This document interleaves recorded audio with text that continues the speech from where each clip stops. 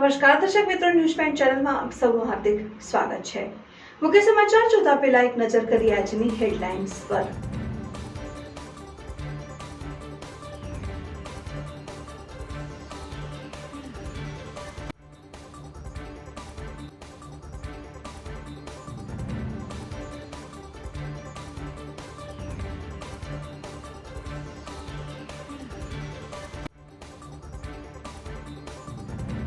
ડીસા દક્ષિણ પોલીસે મોબાઈલ ચોરી કરતી ગેંગને ઝડપી પાડી। લાખણી ખાતે પ્રિયંકા ગાંધીની જાહેર સભામાંથી 18 મોબાઈલ ચોરી કરી હોવાની કબૂલાત। આવતીકાલે મતદાનને લઈને બનાસકાંઠા લોકસભા બેઠક માટે ઈવીએમ ડિસ્પેચની કામગીરી હાથ ધરાઈ। બનાસકાંઠામાં 2558 મતદાન મથક છે, જેમાં 10,000 જેટલો પોલિંગ સ્ટાફ ફરજ બજાવી રહ્યો છે। પાલનપુરમાં લોકસભાના ઉમેદવારે ડોર ટુ ડોર પ્રચાર શરૂ કર્યો। બનાસકાંઠા જિલ્લામાં ચૂંટણી પ્રચાર પ્રસારના પડઘમ શાંત થયા બાદ ઉમેદવારો ડોર ટુ ડોર પ્રચાર શરૂ। વડગામ ગ્રામ પંચાયત ખાતે આંબેડકર નગરની મહિલાઓએ માટલા ફોડ્યા। ભર ઉનાળે પાણી માટે વલખા મારતી આંબેડકર નગરની જનતા। હવે જોઈએ મુખ્ય સમાચાર વિગતવાર। ડીસા દક્ષિણ પોલીસે મોબાઈલ ચોરી કરતી ગેંગને ઝડપી પાડી। ડીસા દક્ષિણ પોલીસે મોબાઈલ ચોરી કરતી ગેંગને ઝડપી પાડી। લાખણી ખાતે પ્રિયંકા ગાંધીની જાહેર સભામાંથી 18 મોબાઈલ ચોરી કરી હોવાની કબૂલાત।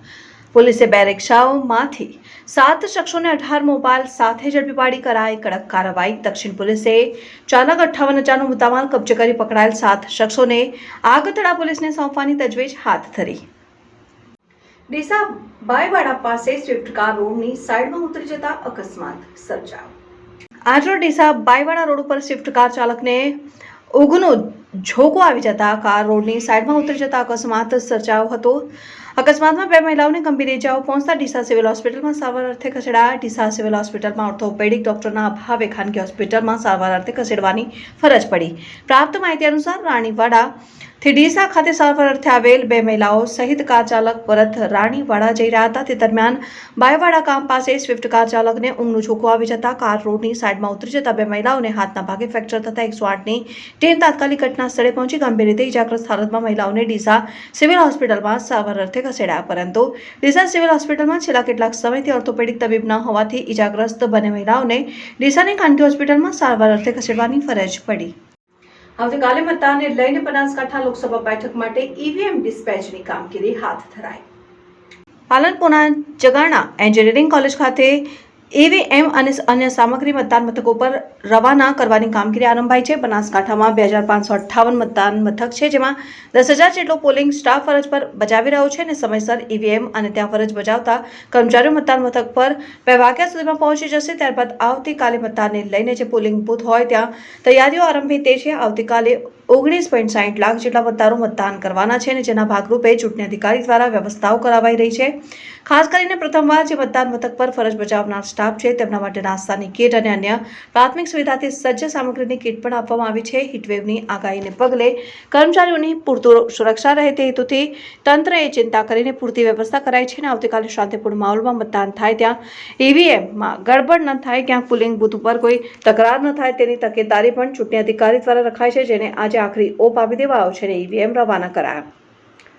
આવતીકાલે બનાસકાંઠા જિલ્લાની 9 વિધાનસભામાં 2558 બૂથ પરથી મતદાન પ્રક્રિયા સવારે 7 વાગ્યાથી શરૂ થશે, જેને લઈને તમામ મતદાન મથકો પર ચૂંટણી ફરજ પરની ટીમોને મતદાનની સામગ્રી લઈને રવાના કરવામાં આવી છે। બનાસકાંઠામાં લોકસભાની ચૂંટણીમાં પોલીસ, હોમગાર્ડ, જીઆરડી જવાન સહિતની ટીમો તૈનાત કરવામાં આવી છે। જિલ્લા પોલીસ દ્વારા શાંતિપૂર્ણ માહોલમાં ચૂંટણી યોજાય તે માટે જિલ્લા પોલીસ વડા દ્વારા તમામ પોલિંગ બૂથ પર પોલીસની ટીમો તૈનાત છે।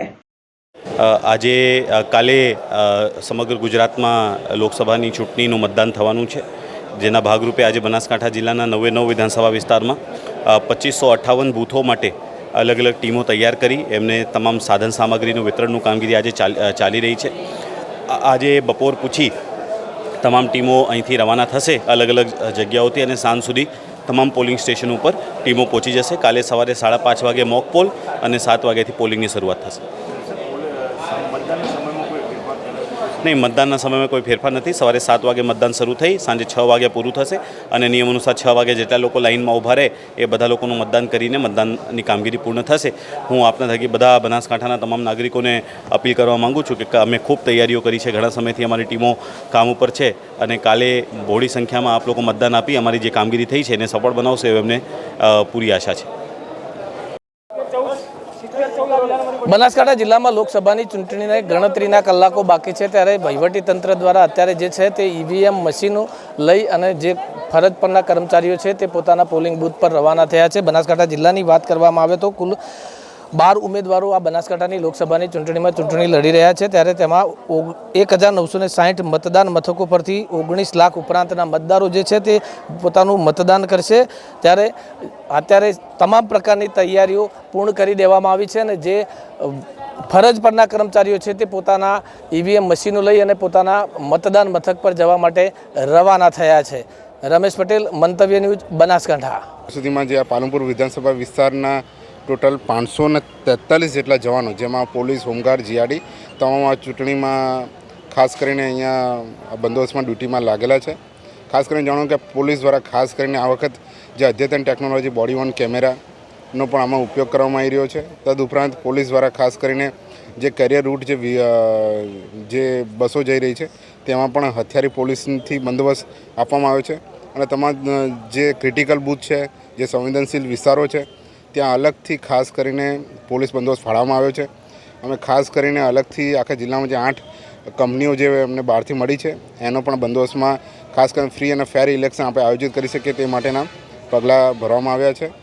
તદુપરાંત જે ખાસ કરીને આખા વિસ્તારોમાં રૂટ પેટ્રોલિંગ માટે પણ અમે અલગ અલગ પ્લાનિંગ કર્યા છે અને દરેક પોલીસ સ્ટેશન વાઇઝ 7 થી 8 ટીમો આવી અલગ બનાવવામાં આવી છે જે રૂટ પેટ્રોલિંગ કરીને કાયદો વ્યવસ્થાની સ્થિતિનું ખાસ ધ્યાન રાખશે અને મોનિટરિંગ કરશે. ખાસ કરીને બનાસકાંઠા જિલ્લામાં જો આપણે જાણીએ કે ખાસ કરીને જે રિમોટ એરિયા છે, દાંતા તાલુકાનો વિસ્તાર જ્યાં શેડો એરિયા પણ પડેલ છે, ત્યાં શેડો એરિયામાં પણ ખાસ અલગથી ડિપ્લોયમેન્ટ પ્લાન કરવામાં આવ્યો છે અને કમ્યુનિકેશન પ્લાન આખો એક વાયરલેસ સેટના આધારે ઊભો કરવામાં આવ્યો છે. ખાસ કરીને માન્ય શ્રી ડીજીપી સર અને સરહદી રેન્જ વડાશ્રીની જે સૂચનાઓ છે તે અન્વયે એસપી સર અક્ષરાજ મકવાણા સાહેબ દ્વારા જે સૂચનાઓ આપી છે તેમાં બનાસકાંઠા પોલીસ આ જે લોકશાહીનું જે પર્વ છે એમાં ઉત્સાહપૂર્વક ભાગ લઈ રહી છે અને ખાસ કરીને બનાસકાંઠા જિલ્લા પોલીસ વતી અમે સર્વે નાગરિકોને અપીલ કરીએ છીએ કે વધુમાં વધુ લોકો મતદાન કરે અને આ લોકશાહીના પર્વમાં સાથે જોડાઈને આ ઉત્સાહને આપણે બખૂબી ઉજવી લઈએ. પાલનપુરમાં લોકસભાના ઉમેદવારે ડોર ટુ ડોર પ્રચાર શરૂ કર્યો. બનાસકાંઠા જિલ્લામાં ચૂંટણી પ્રચાર પ્રસારના પડઘમ શાંત થયા બાદ ઉમેદવારો ડોર ટુ ડોર પ્રચાર શરૂ કરી મતદારોને રીઝવવાના પ્રયાસો કરી રહ્યા છે. પાલનપુરના સોનબાગ વિસ્તારમાં ભાજપના ઉમેદવાર doctor Rekhaben Chaudhary door to door પ્રચાર કરતા જોવા મળ્યા હતા. જોકે રેખાબેન ચૌધરીએ અમૃતભાઈ ચૌહાણના ઘરે ભોજન પણ લીધું હતું ત્યારે રેખાબેન ચૌધરીએ દલિત પરિવારના ઘરે આવતા દલિત પરિવારની બહેનોએ શાલ ઉડાડી રેખાબેનનું સ્વાગત કર્યું હતું. ત્યારે ભાજપમાં ઉમેદવાર Rekhaben Chaudhary door to door પ્રચાર દરમિયાન દલિત પરિવારના ઘરે ભોજન લઈ અનોખો સંદેશો આપ્યો હતો. જોકે દલિત સમાજના લોકોએ રેખાબેન ચૌધરીને આવકાર આપ્યો હતો અને હવે ચૂંટણીના મતદાન પહેલા ઉમેદવારો મતદારોને મનાવવા ડોર ટુ ડોર પ્રચાર કરી એડી ચૂંટણીનું જોર લગાવી રહ્યા છે. વડગામ ગ્રામ પંચાયત ખાતે આંબેડકર નગરની મહિલાઓએ માટલા ફોડ્યા. ભર ઉનાળે પાણી માટે વલખા મારતી આંબેડકર નગરની જનતા. પાણીના પ્રશ્નને લઈ આંબેડકર નગરના એક રહીશે સરપંચને પાણીની રજૂઆત કરતા સરપંચ દ્વારા કરતા પાઠનો માર મારવાની ફરિયાદ 2 દિવસ પહેલા વડગામ પોલીસ સ્ટેશન ખાતે નોંધાઈ. વડગામ ખાતે આંબેડકર નગરમાં ઘણા સમયથી પાણી માટે રહીશો ટળવળી રહ્યા છે અને પાણી માટે લોકો પોતાના ખર્ચે પાણીના ટેન્કર મંગાવી લોકો પાણી પી રહ્યા છે. પંચાયતના સત્તાધીશોને વારંવાર રજૂઆત કરવા છતાં પણ પાણીનો પ્રશ્ન હલ કરવામાં આવતો નથી એવું આંબેડકર નગરની મહિલાઓએ જણાવ્યું. વડગામ ગ્રામ પંચાયતના સત્તાધીશો શું આંબેડકર નગરની જનતાને જે પાણીનો પ્રશ્ન છે તે હલ કરશે કે ફરીવાર કોઈ પાણીની રજૂઆત કરવા જશે તો ફરીથી એફઆઈઆર દાખલ થશે તેવું. શું નામ તમારું? શું રજૂઆત હતી તમારી? કાજલબેન જેઠવા. શું હતી રજૂઆત? પાણી આવતું નથી આંબેડકર નગરમાં. આ બધા જ લેડીઝોની રાડો છે. 10 દિવસથી બિલકુલ પાણી ટેન્કરો મંગાવીને લોકો મજૂરી કરતા લોકો ટેન્કરો મંગાવે છે. જેનામાં ટેન્કર મંગાવવાની તાકાત નથી એ લોકો તો બીજા ટેન્કર મંગાવીને પાણી પૂરું પાડે છે. રૂપિયાવાળા હોય મંગાવે, ગરીબ શું કરે? ગરીબ બી પાણી નથી આવતું. અત્યારે મેં જોયું છે આ લોકો લારીઓમાં અને રિક્ષાઓમાં પાણી લઈને આવ્યા છે અને પીવા માટે મિનરલના જગ લઈને આવ્યા છે. તો સરપંચની તો રજૂઆત કરી? સરપંચ છે એ કોઈ સાંભળતું જ નથી.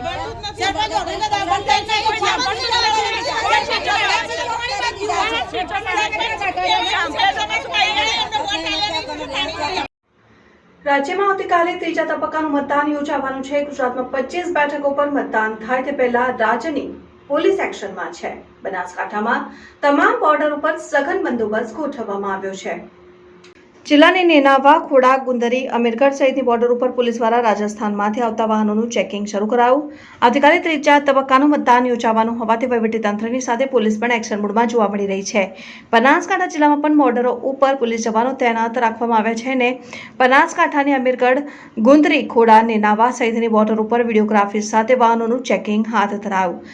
ગુજરાત રાજસ્થાનની આંતરરાષ્ટ્રીય બોર્ડર હોવાથી ગેરકાયદેસર હથિયાર કે પછી નાણાંની લેવડ દેવડ કે કોઈ ગેરકાયદેસર પ્રવૃત્તિ ન થાય, જેને લઈને પોલીસ અને એસએસટીની ટીમ ખડે પગે જોવા મળી રહી છે અને રાજ્યમાં 25 લોકસભાની સીટો પર આવતીકાલે મતદાન યોજાનાર છે. બનાસકાંઠામાં પણ 1960 બૂથો પર મતદાન પ્રક્રિયા હાથ ધરવામાં આવશે. 19 લાખથી વધુ મતદારો આવતીકાલે પોતાનો મતાધિકારનો ઉપયોગ કરશે, જેને લઈને પોલીસ દ્વારા પેટ્રોલિંગ સહિત બંદોબસ્તમાં વધારો કરવામાં આવ્યો છે. ધાનેરા, પાથાવાડા અને દાંતીવાડા ત્યાં તમામ પોલીસ ફોર્સ, હોમગાર્ડ, જીઆરડી તેમજ સીએપીએફના માણા અધિકારી કર્મચારીઓની નિમણૂક કરવામાં આવેલી છે. તમામ ચેકપોસ્ટો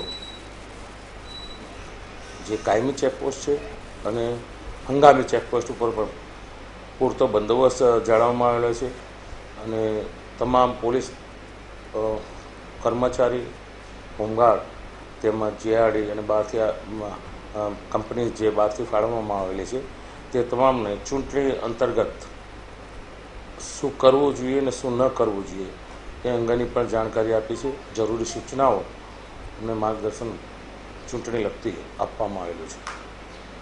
દર્શકો, આ હતા અત્યાર સુધીના સમાચાર. હવે પછીના નવા સમાચાર સાથે ફરી મળીશું. ત્યાર સુધી જોતા રહો ન્યૂઝ પોઈન્ટ ચેનલ.